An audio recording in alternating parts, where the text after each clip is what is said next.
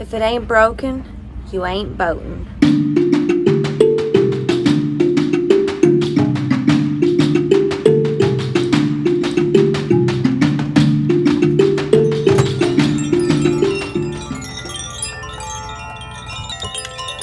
I really recommend sailing with wind chimes dangling because your boat just sounds beautiful.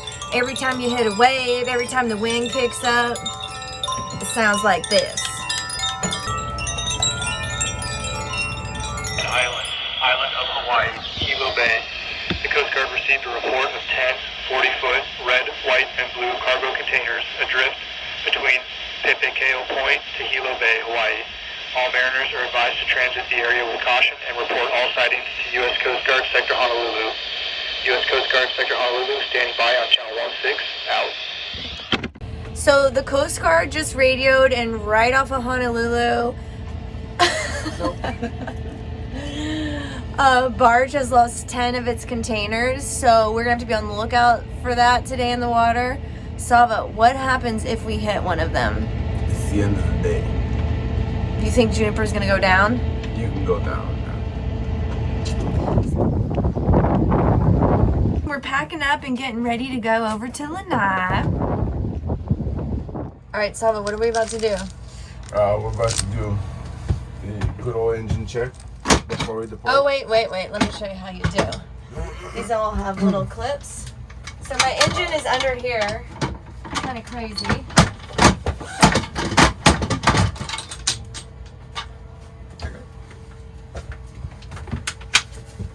Not the easiest thing to get to.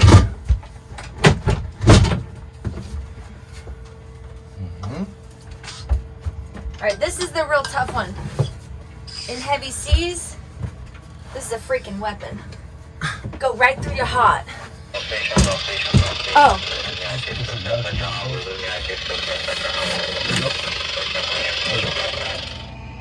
Every time you start the donkey up in the morning, you got to check all her fluids. So you got to check her oil, you got to check her coolant, and check the bilge, check that there's any leaks. And yeah, you got to give her some attention every time you start her up in the morning. It's just like any woman. Okay, this is the engine. Actually, let me bring it a little closer for y'all. So this is my primary fuel filter, and it's looking pretty good. It looks like I'm dripping a little bit of oil. This is, I put this on just before I left. I might have to tighten the hose clamp on it. So my shaft packing is dripping pretty steady. That's more drips than you want. See that drip? So I've tightened that probably 4 times, 5 times maybe since I've changed the shaft packing, and that's a little disconcerting. No wonder my bilge is so filled with water. We need some coolant in here. Hold on. So, Sava, what else are we missing? We're missing a little bit of coolant. Juniper's engine needs some coolant in it. And we'll see what else we're missing soon. We're gonna check for oil.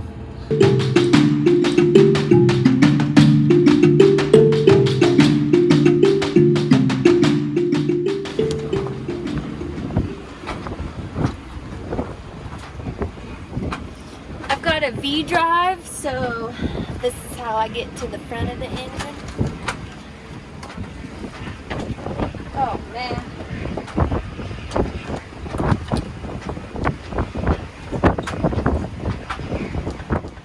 Here's my saltwater strainer. This is how I get to the other side of the engine. I gotta really like taco in here. So then this comes off.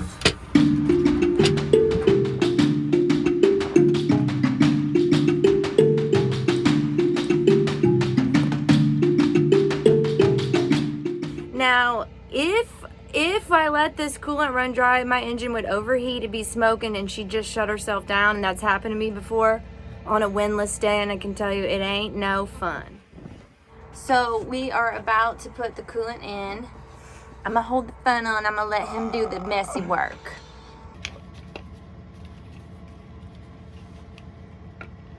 Ready?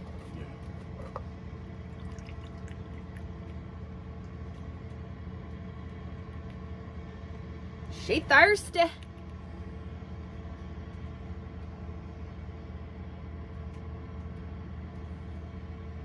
Okay, wait, pause for a second. Let me... What's up? Okay, so Juniper was so thirsty. She drank it all. We gotta put a little bit more in. I don't know what's going on. I had a leak previously there. Seems like I still got a problem. We thought we were going to Laini today. Maybe tonight.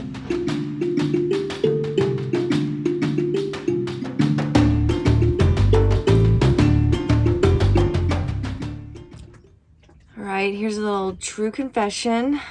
We just made a massive mistake. We thought we were pouring coolant into the radiator, but we were pouring it into the oil tank.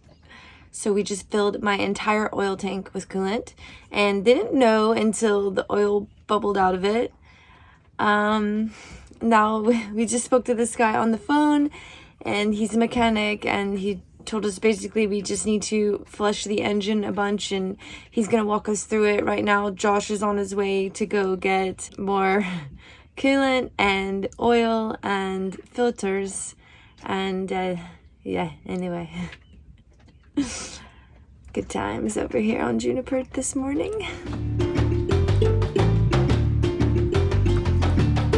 Flush everything out, and then go ahead. But don't start it, right? And run it. So after the Yeah. 1 gallon of oil, don't start, drain it, Right. and then Fill it back up. We made a mistake. and then Go ahead and run it. And then shut it down and check to see if it emulsifies. If it doesn't emulsify, then you're okay. what do you mean emulsify? If the engine doesn't seize, you Where's mean? that other bottle?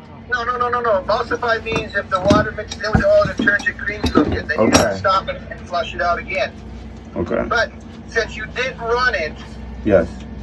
okay, drain everything, you might be okay. But what I'm telling you, I'm doing a safety precaution with you, is once you drain the oil and the antifreeze out of the engine, then just put the plug back in, put another gallon in, let it go through the whole engine, because it'll go through everything. Coat everything. And then drain that one, and then fill it back up with the oil, run it, Actually, and then run it for about 5-10 minutes. If it ain't broken, you ain't boating. We had to pump all the coolant out, fill it back with oil, change the filters, run the engine, flush the oil, change the filters, run the engine over and over and over again and again and again. 6 hours later, we wash the oil off our hands and weigh anchor.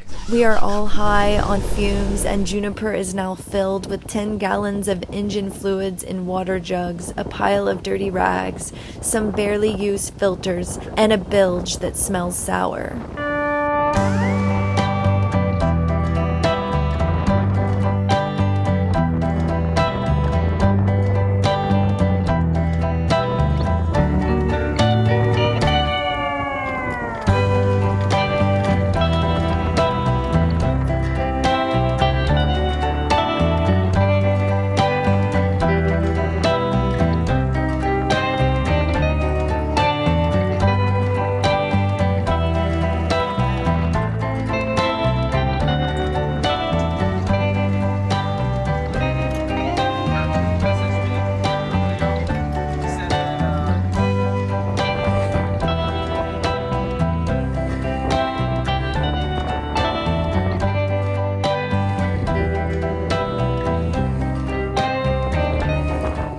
We've already gotten a little wet, some sea spray. Josh just told me that Captain Slocum says anybody who turns their head away from a wave is not a real sailor. So now we're trying to look them right in the face. I don't know, stuff's falling, I gotta fix some stuff. I got no hands on the boat, okay.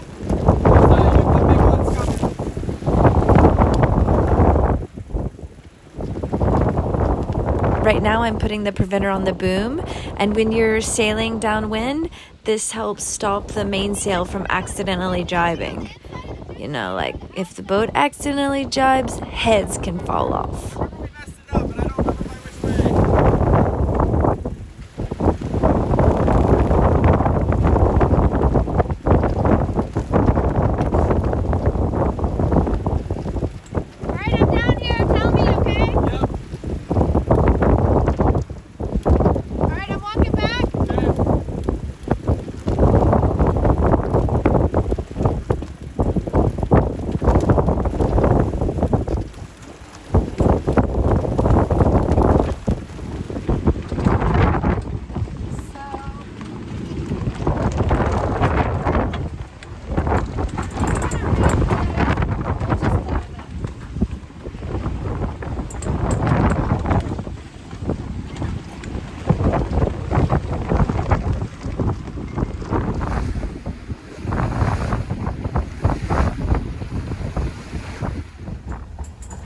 Like 6, 7. We're on a reach. Life is good. We've been seeing 30 knots. We broke some stuff. Look, check it out. See, I ripped my bimini. More stuff to fix.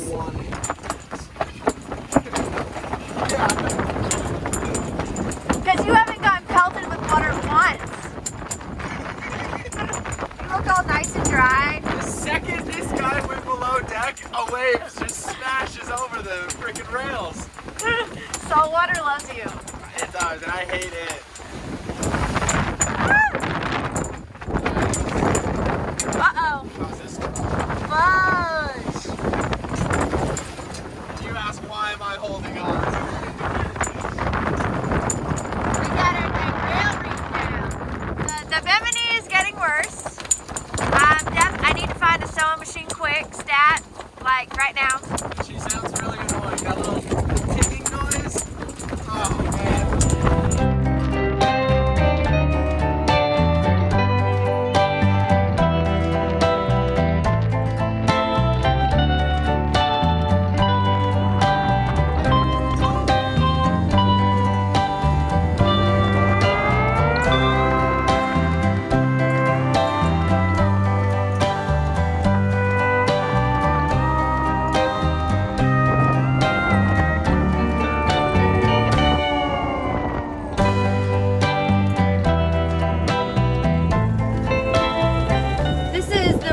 Picturesque anchorage I've ever been to. Not industrial at all.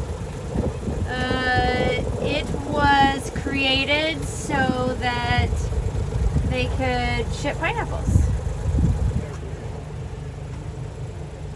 I'm looking pretty haggard from that sail. It was only 5 hours, but it was not a walk in the park.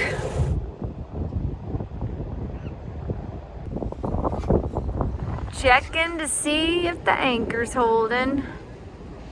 I wish I were here with me in the harbor of pineapples.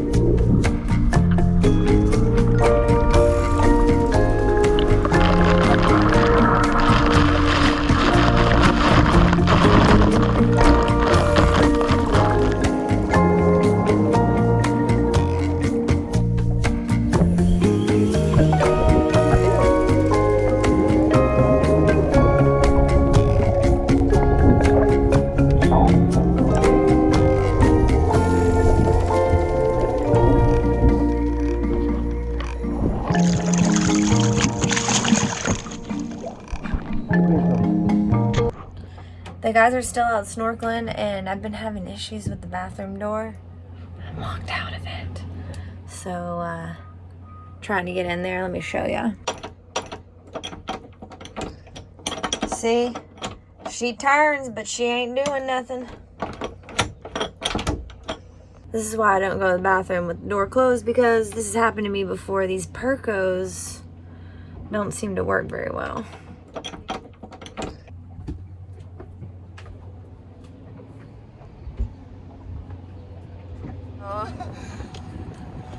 We don't have service out here. Josh, describe what it looks like underwater.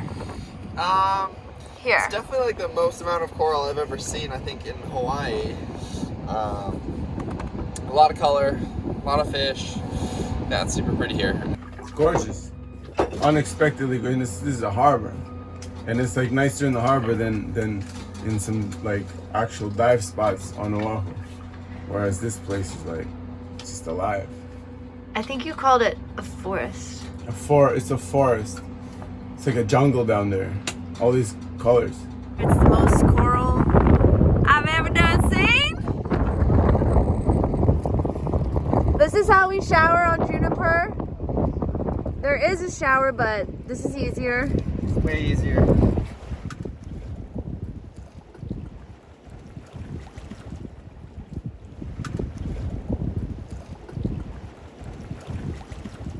To be truly challenging, a voyage like a life must rest on a firm foundation of financial unrest. Otherwise, you are doomed to a routine traverse, the kind known to yachtsmen who play with their boats at sea. Cruising, it is called. Voyaging belongs to seamen and to the wanderers of the world who cannot or will not fit in. If you are contemplating a voyage and you have the means, abandon the adventure until your fortunes change. Only then will you know what the sea is all about. Little has been said or written about the ways of a man may blast himself free. Why? I don't know, unless the answer lies in our diseased values. I've always wanted to sail to the South Seas, but I can't afford it. What these men can't afford is not to go. They are enmeshed in the cancerous discipline of security. And in the worship of security, we fling our lives beneath the wheels of routine, and before we know it, our lives are gone. What does a man need, really need? A few pounds of food each day, heat and shelter, 6 feet to lie down in, and some form of working activity that will yield a sense of accomplishment. That's all in the material sense, and we know it. But we are brainwashed by our economic system until we end up in a tomb beneath a pyramid of time payments, mortgages, prosperous gadgetry, playthings that divert our attention from the sheer idiocracy of the charade. The years thunder by, the dreams of youth grow dim where they lie caked in dust on the shelves of patience. Before we know it, the tomb is sealed. Where then lies the answer? In choice, what shall it be?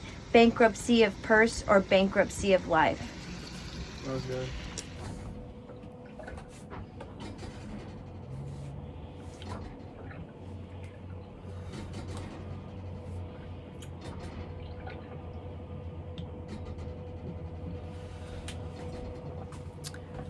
Smooth sailing.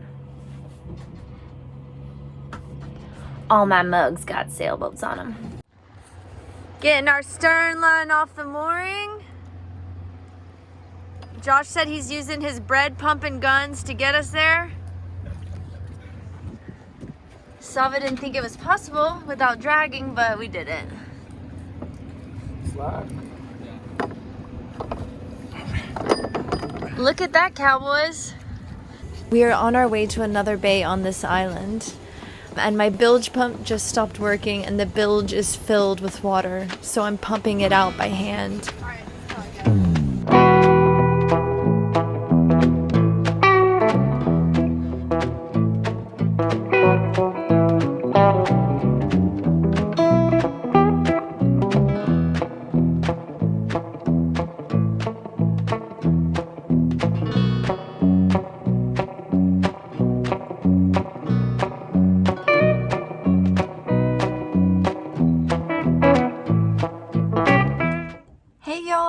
thanks for watching. I just wanted to give a huge shout out to all my Patreons who make these videos possible, and to let you know that if you feel like becoming a Patreon yourself, there is a link below in my description.